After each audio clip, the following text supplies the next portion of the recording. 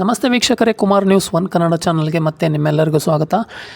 ಚನ್ನಪಟ್ಟಣ ಮತದಾನ ಮುಗಿದ ಬಳಿಕ CP ಯೋಗೀಶ್ವರ್ ಅವರು ಒಂದು ಸ್ಫೋಟಕ ಸುಳಿವನ್ನು ಕೊಟ್ಟಿದ್ದಾರೆ. ವೀಕ್ಷಕರೇ, ಏನು ಅಂತ ನೋಡ್ಕೊಂಡು ಬರೋಣ.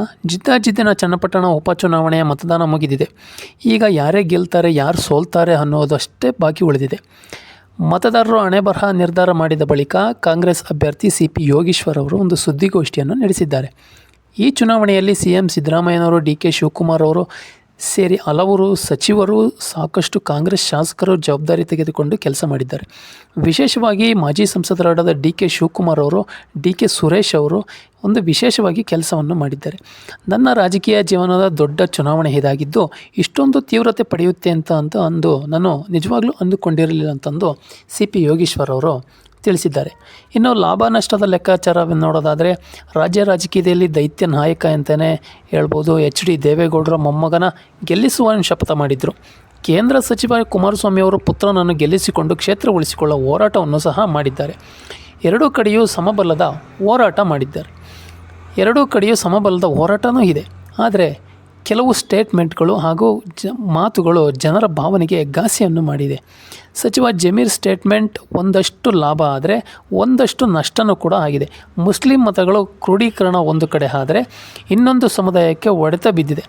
ಆದ್ದರಿಂದ ಸ್ವಲ್ಪ ಆಘಾತ ಆಗಿದೆ. ನಿರಾಶಾದಾಯಕ ವಿಷಯ ಏನಿಲ್ಲ. ಯಾರೇ ಗೆದ್ದರೂ ಕೂದಲೆಳೆ ಅಂತರದಲ್ಲಿ ಗೆಲ್ತೀವಿ ಅಂತಲೂ ಸಹ ಹೇಳಿದ್ದಾರೆ. ಈವರೆಗೂ ನನ್ನ ಎಲ್ಲ ಚುನಾವಣೆಯಲ್ಲೂ 80,000 to 90,000 ಮತಗಳನ್ನು ಪಡೆಯುತ್ತಿದ್ದೆ. ಈಗ ಕಾಂಗ್ರೆಸ್ ಅಭ್ಯರ್ಥಿ ಕೂಡ ಆಗಿದ್ದೇನೆ. BJP JDS ಎರಡೂ ಮೈತ್ರಿ ಇಲ್ಲಿ ವರ್ಕ್ ಆಗಬಹುದು ಅಂತಲೂ ಸಹ ನನಗೆ ಅನ್ನಿಸ್ತಾ ಇದೆ. ಹಾಗಂತ ಹತಾಶೆ ಏನಿಲ್ಲ, ಸಮಬಲದ ಹೋರಾಟ ಅಷ್ಟೇ. ನಾನು ಕಾಂಗ್ರೆಸ್ ಸೇರುವ ಅನಿವಾರ್ಯತೆ ಸ್ಥಿತಿಯನ್ನು ಕುಮಾರಸ್ವಾಮಿ ಅವರು ನಿರ್ಮಾಣ ಮಾಡಿದರು.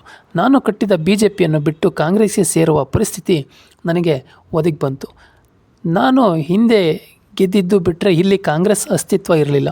ಈಗ ಕಡಿಮೆ ಸಮಯದಲ್ಲಿ ನಾನು ಸಂಘಟನೆಯನ್ನು ಮಾಡಿದ್ದೇನೆ. ನನ್ನ ರಾಜಕೀಯ ಜೀವನದ ಒಂಥರ IPL ಮ್ಯಾಚ್ ರೀತಿ ಆಗಿದೆ.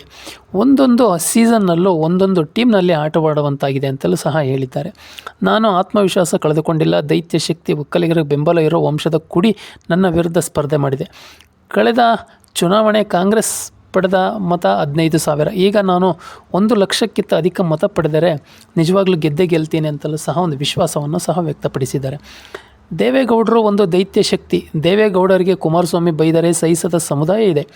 ಜನ ದೇವೇಗೌಡರು, ಕುಮಾರಸ್ವಾಮಿ ಅವರನ್ನು ಮಾತ್ರ ಸಮುದಾಯದ ನಾಯಕ ಅಂತಂದು ಗುರುತಿಸ್ತಾ ಇದ್ದಾರೆ. ನಮ್ಮನ್ನು ಸಮುದಾಯದ ಲೀಡರ್ ಅಂತಂದು ಯಾವಾಗ ಸ್ವೀಕಾರ ಮಾಡ್ತಾರೋ ಅನ್ನೋದು ಸಹ ಇನ್ನೂ ಗೊತ್ತಾಗ್ತಾ ಇಲ್ಲ ಅಂತಂದು CP ಯೋಗೀಶ್ವರ್ ಅವರು ಒಂದು ಮಾತುಗಳನ್ನು ಆಡಿದ್ದಾರೆ. ಎಸ್ ವೀಕ್ಷಕರೇ, ಯೋಗೀಶ್ವರ್ ಅವರು ಈ ಒಂದು ಹೇಳಿಕೆಯನ್ನು ನಿಜವಾಗ್ಲೂ ಒಪ್ಪುವಂಥ ಮಾತು.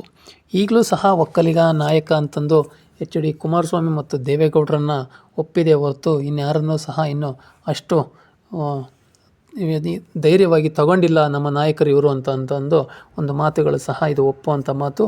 ಆದರೆ ಒಂದು ಸಮಬಲದ ಹೋರಾಟ ಅಂತ CP ಯೋಗೀಶ್ವರ್ ಅವರು ಹೇಳ್ತಾ ಇದ್ದಾರೆ. ಯಾರೇ ಗೆದ್ದರೂ ಕೂದಲೆಳೆ ಅಂತರದಲ್ಲಿ ಗೆಲ್ಲಬೇಕು ಅಂತಂದು ಸಹ ಹೇಳಿಕೆಯನ್ನು ಕೊಟ್ಟಿದ್ದಾರೆ. ಈ ಎಲ್ಲ ಒಂದು ನಮ್ಮ ಮಾಹಿತಿ ನಿಮಗೆ ಇಷ್ಟ ಆಗಿದ್ದರೆ ನಿಮ್ಮ ಅನಿಸಿಕೆ ಅಭಿಪ್ರಾಯಗಳನ್ನು, ಯಾರು ಗೆಲ್ತಾರೆ ಯಾರು ಸೋಲ್ತಾರೆ ಅನ್ನೋದು ಕಮೆಂಟ್ ಮೂಲಕ ತಿಳಿಸಿ ಅಂತ ಹೇಳ್ತಾ ಮತ್ತೆ ಮುಂದಿನ ವೀಡಿಯೋದಲ್ಲಿ ಸಿಗೋಣ. ಧನ್ಯವಾದಗಳು.